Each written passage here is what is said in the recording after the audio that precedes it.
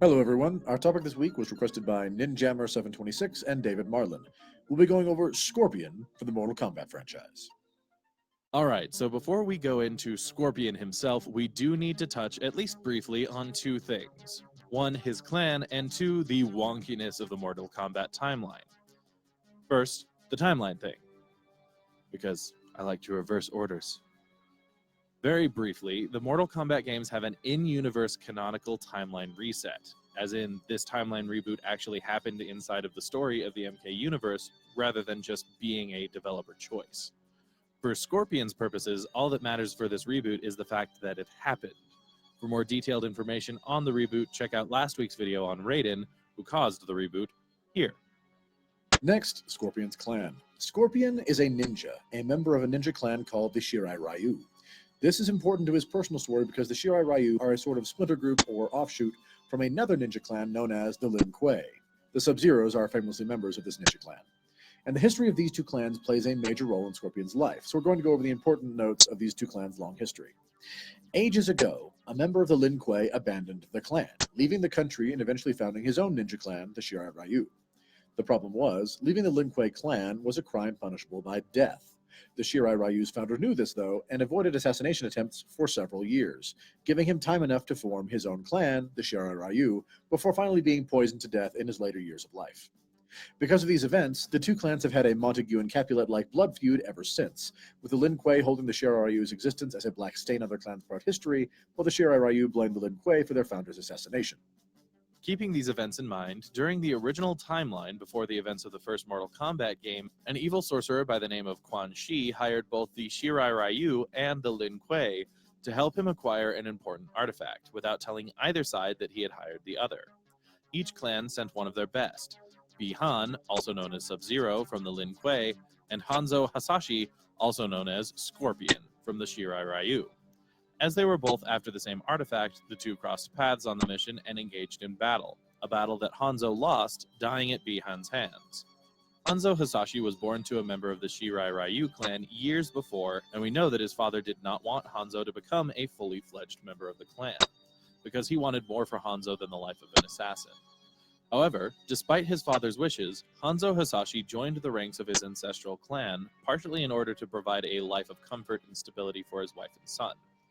As a ninja, Hanzo excelled, eventually becoming one of the Shirai Ryu's greatest warriors, a master of the various deadly arts practiced by the clan: stealth, unarmed and weaponized combat, poisons, all the classics you expect from a ninja. He was particularly gifted with a spike and chain style weapon, which is how he earned the moniker Scorpion. When he died, Hanzo's soul was sent to the Netherrealm, basically Hell, and was plucked up by the same sorcerer, Quan Chi, who had kind of gotten him killed in the first place. Using his foul magics, Quan Chi revived Hanzo as a wraith or revenant. Now, going only by Scorpion, Hanzo literally burned with fiery vengeance.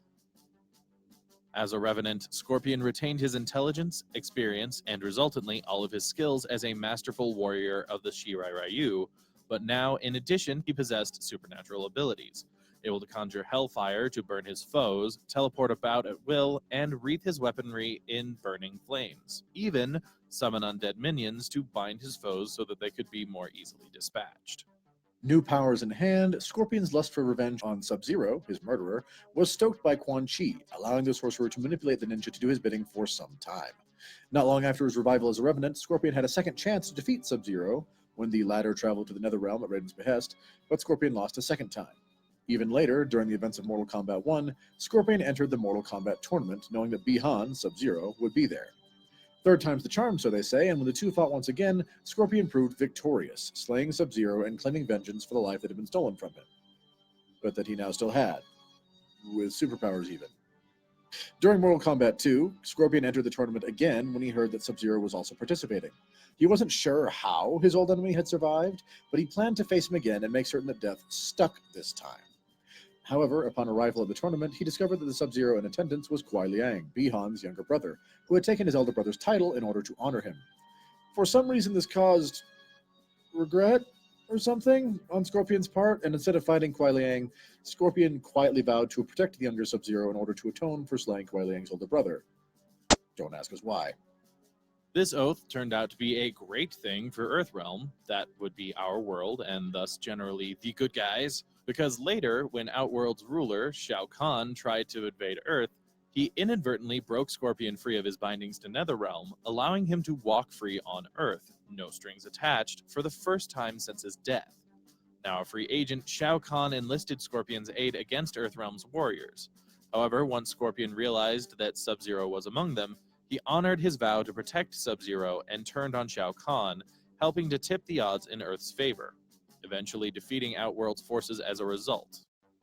Sometime later, Quan Chi informed Scorpion that at some point after his death, Scorpion's wife, his son, and his entire clan had been slain by the Lin Kuei, and that Sub-Zero in particular had been the one to kill Scorpion's family. Utterly enraged, rage and vengeance are defining characteristics of his personality, Scorpion sought to kill Kuai Liang, just as he had his brother. He tracked Sub-Zero down and defeated him in battle, only to have Quan Chi appear, and it was revealed that it was actually he who had slain Scorpion's clan and family, and that Quan Chi simply wanted Scorpion's aid in killing off Sub-Zero. Quan Chi then tried to banish Scorpion back to the Netherrealm. However, Scorpion managed to pull Quan Chi with him into the portal, taking them both to a level of the Netherrealm they weren't familiar with. While there, Scorpion spent a good long time hunting Quan Chi down before tracking him to a temple where he was surprised and thrown into something called a Soulnado, which is as ridiculous as it sounds, a massive conflux of souls traveling to the afterlife. He was very nearly ripped apart in the process. However, as all this was happening, an ancient evil known as Onaga had been freed, and so the Elder Gods, sensing Scorpion's presence, made Scorpion their chosen warrior, empowered him, and tasked him with hunting down and slaying Onaga. Scorpion accepted the job in exchange for having the Elder Gods return his family and clan to life, but someone else got there first, so Onaga was defeated, but it was not at Scorpion's hands. Despite, or perhaps because of this, the Elder Gods held to their end of the bargain, reviving Scorpion's clan, as wraith-like creatures, just like Scorpion himself was. Scorpion considered this a betrayal, and because of this, fought against the Earthrealm warriors in the Battle of Armageddon, hoping to claim the godlike powers of the Blaze for himself so that he could revive his people properly. But, like almost everyone else, Scorpion died on that battlefield. Which brings us to the timeline reboot. The Battle of Armageddon went so poorly for the forces of good that Raiden pulled some shenanigans and sent things back to the time of the Mortal Kombat tournament from the first Mortal Kombat game.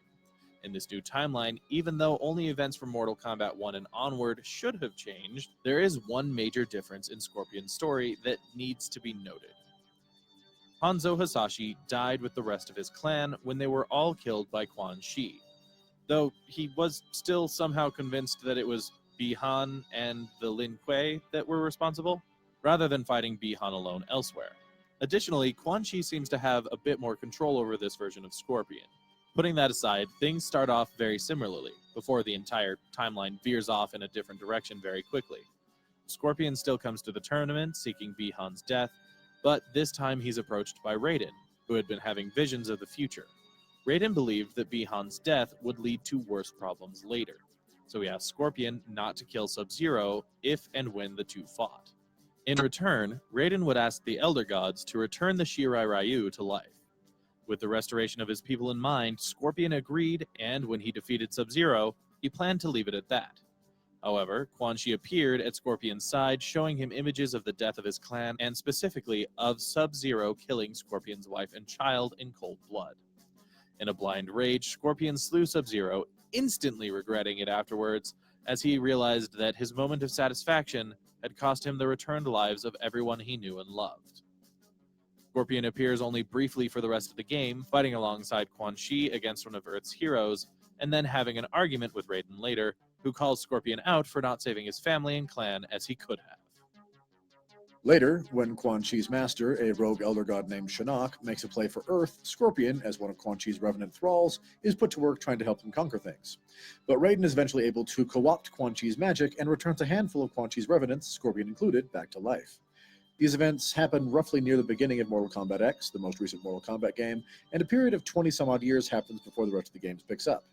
That 20-plus year time span is covered by a series of comics in which Scorpion plays a relatively major part. Returned to life for the first time, Hanzo Hasashi finds that he still has full access to all of his nifty revenant powers, despite being, alive. However, In this version of reality, his powers are fueled by his guilt and grief over the loss of his family and clan, feelings that stir a need for blind vengeance within him. For this reason, the Scorpion aspect of his being and the Hanzo aspect coalesce into quasi-separate entities, though it may be more that they're just two parts of himself that he'd rather not mix than actually being split personalities. Either way, Hanzo spends years learning to suppress and control his Scorpion aspects, and in the wake of the interdimensional war that took place as a result of 2011's Mortal Kombat, he finds others that survived the conflict, those left with no families to speak of, left alone, just like himself, and reforms the Shirai Ryu, acting as the Grandmaster of the clan. While doing this, he is entrusted with an artifact by Raiden, though Raiden lies about the nature of the object in question, which turns out to be a problem when, years later, a follower of Chinook manages to corrupt the artifact in the Shirai Ryu's possession, as well as its sister artifacts elsewhere throughout the realms, which leads to one of Hanzo's pupils becoming corrupted and slaying all of the Shirai Ryu except for Scorpion and his star pupil, Takeda. Scorpion and Takeda put the wayward student down for good before seeking out Raiden for answers, and considering we're talking about Hanzo here, vengeance. After all, as far as Hanzo was concerned, Raiden just got the entire Shirai Ryu clan killed. Again.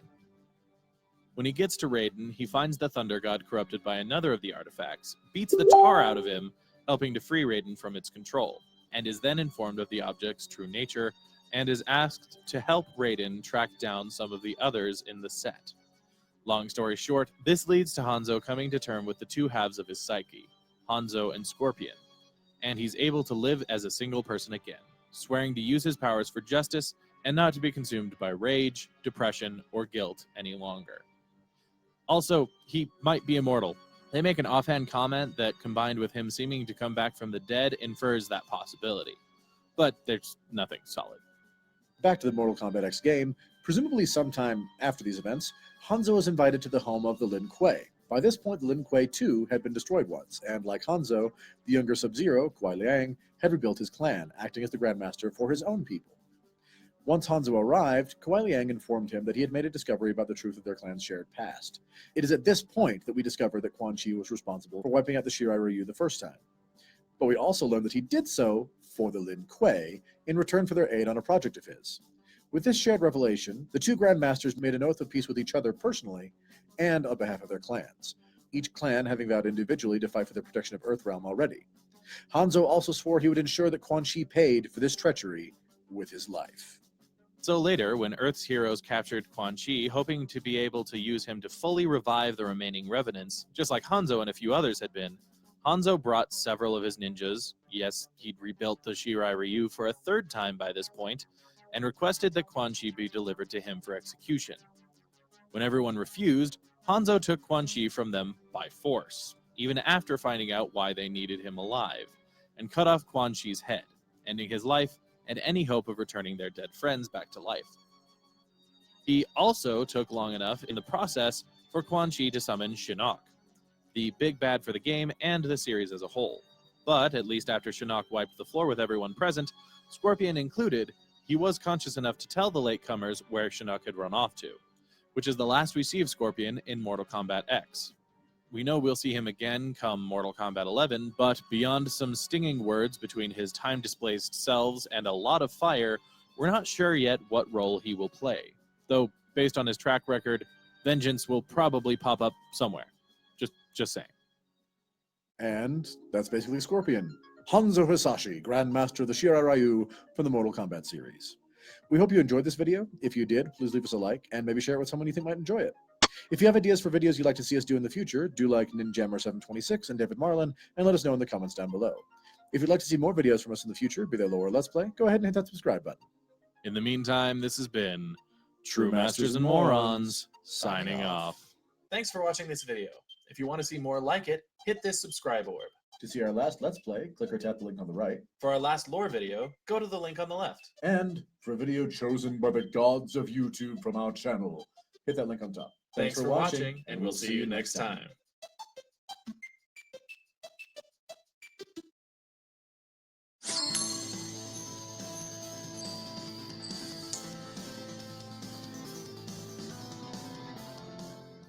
Hello everyone, our topic this week was requested by Pop_Moo22. We'll be going over Raiden from the Mortal Kombat series. Okay, so the first two things you need to know for our purposes are 1, what Mortal Kombat is, and 2, that there was sort of a reboot of the MK timeline in 2011's Mortal Kombat, hereafter referred to as Mortal Kombat 9 or MK9, which Raiden was at the center of and which is apparently canonical in universe rather than simply being another example of a developer wiping the slate clean to tell new stories. So, first up, the Mortal Kombat series centers around the events of an interdimensional tournament that is itself called Mortal Kombat, hence the series name. In the MK universe, reality is split into numerous distinct worlds called realms, with our world of Earth being called simply Earthrealm. With fantastical applications of power, it is possible to merge one or more realms together, smushing them into one homogeneous reality. Expanding potential resources, manpower, knowledge, etc., assuming that these separate cultures acclimate instead of destroying one another. Practically speaking, the only culture that tries to merge realms on anything vaguely resembling a regular basis are the people of Outworld, who are the MK universe's resident conquerors, merging realms and then subjugating the new population under their rule. However, in the interest of balance and order, a collection of nigh all-powerful beings known as the Elder Gods, who are literally the only examples of Elder Gods we have ever seen that aren't a collection of Cthulhian crustacean monster gods, created the Mortal Kombat tournament. By their rule, a realm that wishes to invade and consume another must issue a challenge of mortal combat, which the defending realm cannot refuse. Thereafter, once a generation, a single elimination tournament, meaning once you lose you're either out or, more likely, dead, is held, populated by the respective realm's mightiest champions. Once either realm has racked up 10 consecutive overall tournament wins, the victor realm is then permitted to merge with and invade the defeated realm. If merger attempts are made prior to a 10 victory count, the Elder Gods step in and violently punish the offenders, but otherwise the realms are predominantly left to themselves. Enter Raiden. Raiden is Earthrealm's god of thunder and the world's designated protector. Since time immemorial, he has stood on the proverbial walls of Earthrealm, watching over and protecting its inhabitants from forces that would do them harm. It is always he who rallies Earth's defenders for the Mortal Kombat tournament. He who selects fighters from around the world and convinces them to fight for the continued freedom and betterment of the very world itself. Pushing and encouraging the world's defenders to help protect the world, become stronger, but also be better as people. He is strategic and ruthless in pursuit of his world's protection and safety, but given the option, almost always prefers the softer touch, at least with beings from his own realm. But though he prefers to work behind the scenes and influence rather than act whenever possible, when push comes to shove, Raiden can throw down with the best of them, and has been for millennia. Generally speaking, as a god, he is effectively immortal. However, by decree of the Elder Gods, any god of any realm, yes, most if not all realms have them, must assume a mortal form if they are to participate directly in the Mortal Kombat tournament. But all this really means is that Raiden's body can be harmed and slain. 1, if given a chance and enough time, his essence will reform and he'll be born again. But 2, and more importantly, though his body is technically destructible, Raiden still maintains all of his considerable power as the god of thunder. He commands the power of lightning, able to generate it, call upon it from the world around him, and manipulate it in numerous, sometimes science-breaking ways. He can transform his body into raw energy, enabling him to teleport across small distances, and even between realms. He's ageless, usually immortal, and, even if you take away all of his godly powers, Raiden is a master of over 600 martial arts, with literal millennia of combat experience. His only real weakness is that, like all gods except the Elder Gods, his power wanes when traveling to other realms. But even so, those powers are restored upon returning to Earthrealm. Raiden, being the mostly immortal god protector of Earthrealm, has a personal story that stretches way back to when the world was young. Millennia ago, one of the Elder Gods by the name of Shinnok went rogue, turning his back on the values of his fellows, and, as part of this process, set his sights upon Earthrealm, which is considered prime cosmic real estate, which is one of the many reasons it is so often under siege. Shinnok and Raiden fought, and as theirs was a battle between two unbridled, unfettered gods, the conflict nearly destroyed the planet, and actually did nearly wipe out Earth's oldest sapient race, lizard creatures simply called Saurians, that then elected to move to another realm after the incident, leaving man as the dominant race in the world. Despite this loss of his charges, with the aid of the other Elder Gods, Raiden was able to defeat Shinnok. However, as an Elder God, Shinnok was truly immortal. He cannot be slain. At all. So instead they banished him to the Netherrealm, basically Hell, and took his amulet, a powerful weapon that acted in many ways as the source or focus for Shinnok's power, which Raiden then secreted away. Flash forward to the time of the games, and Raiden is next encountered after the first Sub-Zero, there have been two of them, manages to steal said amulet for Quan Chi, an evil sorcerer who resides in the Netherrealm and works for Shinnok. Shinnok is essentially the overarching bad guy for the MK series. He doesn't appear in every game, but he is almost always the big bad guy whenever he does show up. Quan Chi had paid Sub-Zero's ninja clan for the service, but hadn't told them much about the amulet or his plans. So, when Raiden explained the dire consequences that could come from reuniting Shinnok with his amulet, namely allowing him to break free and wreak havoc on the Earthrealm again, Sub-Zero agreed to go to the Netherrealm and retrieve the amulet on Raiden's behalf, since leaving Earthrealm royally neuters Raiden's powers. As a side note, they do seem to retcon the degree of the power nerf for leaving his world later, but regardless, Sub-Zero succeeds, returns with the amulet, and the crisis is averted. Raiden's next appearance is actually during the events of the first Mortal Kombat game. By that time, Outworld had won 9 consecutive victories in the generational Mortal Kombat tournament, meaning that the tournament of the game was the make-or-break moment for Earth. Failure would mean that Outworld could invade Earth without any repercussions.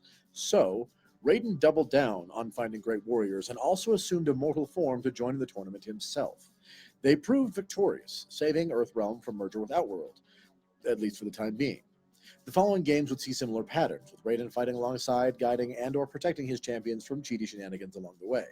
Until, a few tournaments in, Shinnok made a surprise appearance, assaulting the other gods, before ultimately being defeated and banished once again.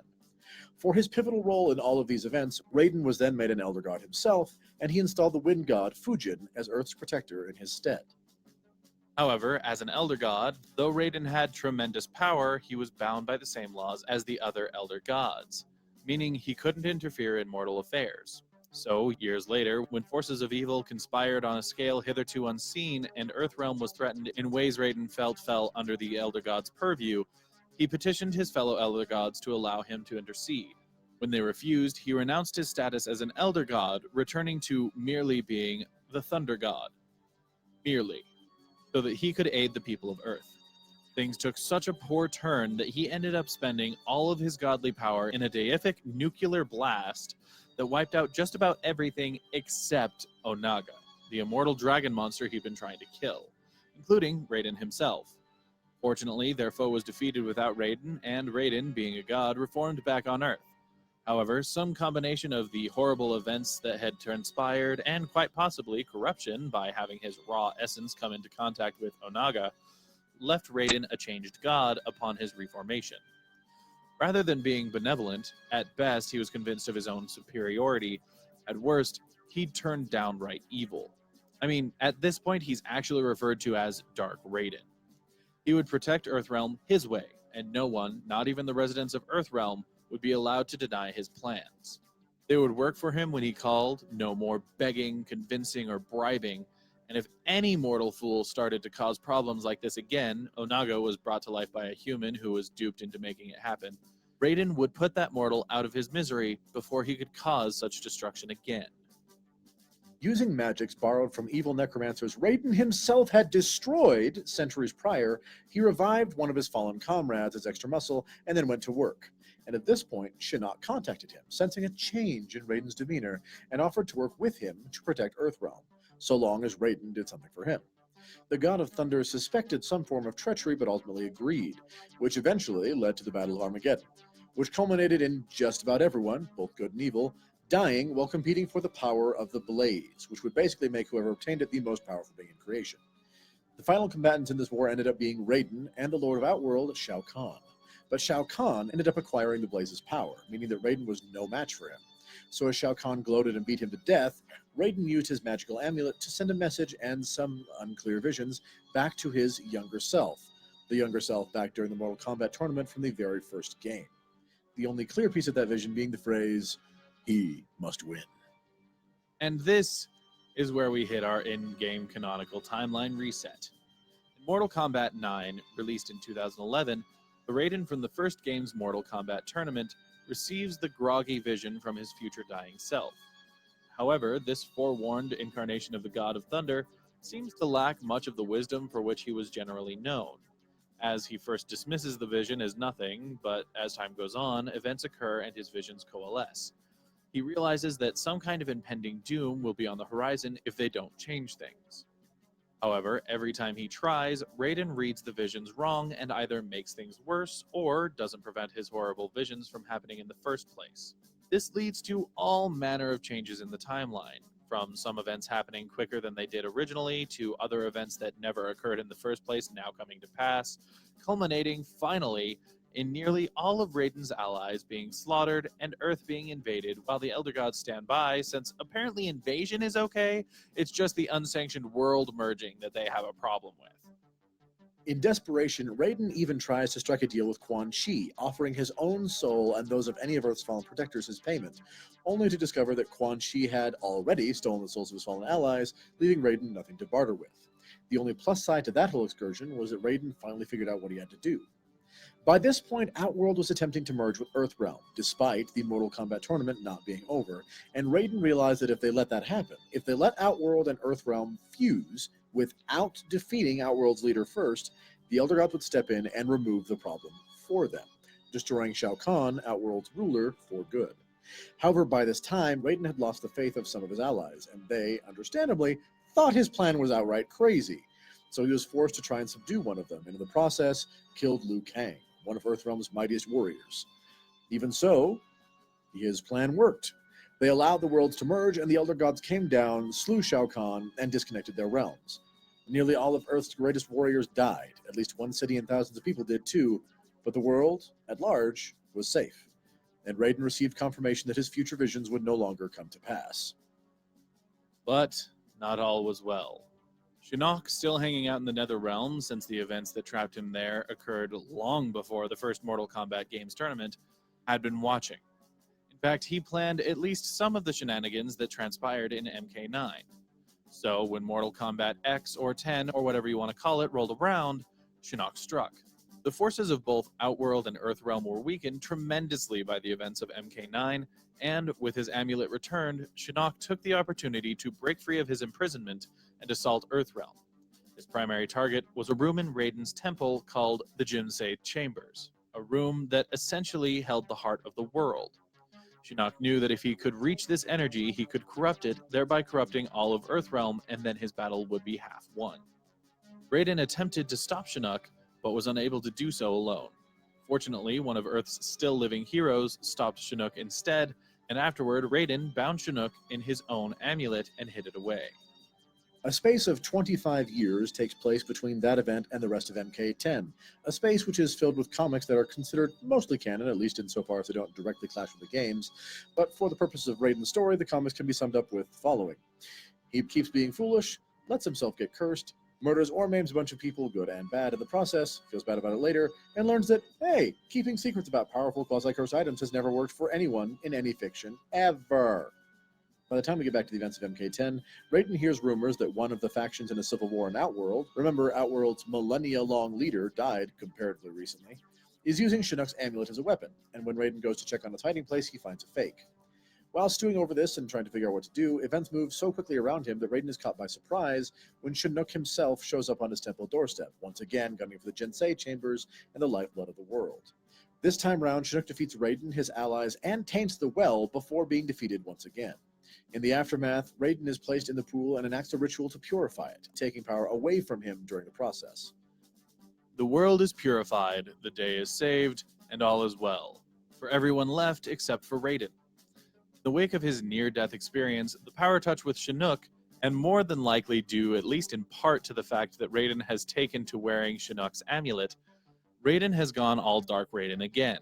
Vowing to be more proactive in his defense of Earthrealm, he lops off Shinnok's head, which continues to live and function, at least a little, because remember, Raiden can't actually kill him, then delivers the severed head to the new rulers of the Netherrealm, the corrupted, fallen remains of his dead friends, along with a warning that any attacks on Earthrealm will not be met with the same kindness he had been paying their enemies in the past. Which brings us finally to Mortal Kombat 11, which comes out later this year. We don't know exactly what will happen, except that the game will involve a lot more time manipulation, as the game's lead antagonist appears to be a god of time who seems to be somewhat miffed about all of the shenanigans, temporal and otherwise, that have been going on in Earthrealm recently. But one thing we're betting you can count on is an angsty Raiden going all full angry god of thunder mode once the game drops. And that's basically the story of Raiden, Mortal Kombat's God of Thunder. We hope you enjoyed this video. If you did, please leave us a like. And if you have ideas for more videos you'd like to see us do in the future, do like pop_moo22 and let us know in the comments down below. If you'd like to see more videos from us in the future, be they lore or let's play, go ahead and hit that subscribe button. Meantime, this has been True Masters and Morons signing off. Thanks for watching this video. If you want to see more like it, hit this subscribe orb.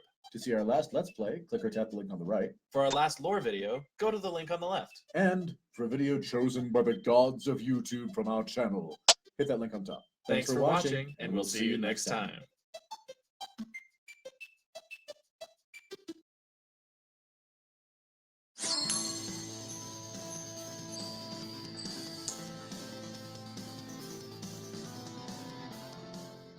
Hello everyone, our topic this week has been requested by The Tank Kid, Nate Dogg, and Jose Garcia. We'll be going over the Doom Slayer from the Doom series of games. Alright, so to begin with, the story of the Doom games all follow along a similar story path. The main character, the Doom Marine, is a soldier in a sci-fi setting based on or around Mars when some form of experimentation opens a portal to Hell.